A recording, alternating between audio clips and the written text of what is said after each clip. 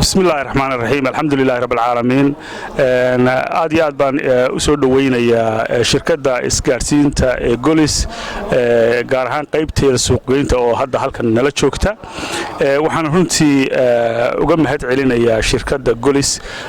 sida mugale ay uga qayb qaateen inuu shirkan qabsoomo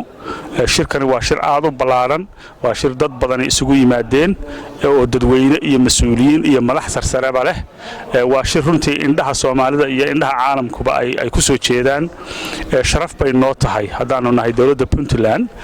inaanu shirkan annagu aanu saldhig u nahay oo aanu hostegarayno heritage-na aanu kala shaqeyno sidii shirkani uu suuro gali lahaa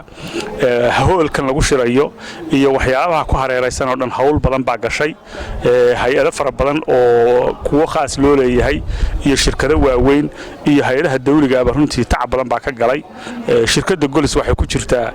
shirkadaha runtii tacab badan ku bixiyay inuu shirkani uu qabsoomo isgaarsiintiisa iyo internetadiisa iyo hawlihiisa warbaahinadiisu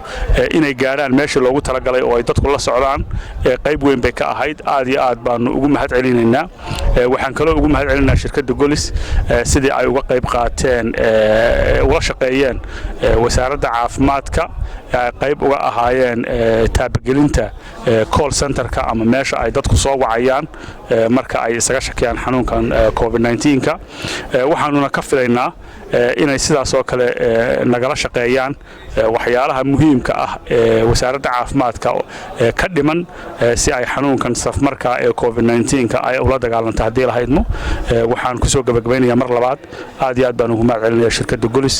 hawshan wanaagsan ee ay ka qabatay qabsoomida shirkan assalaamu calaykum waraxmatullaahi wabarakaatuh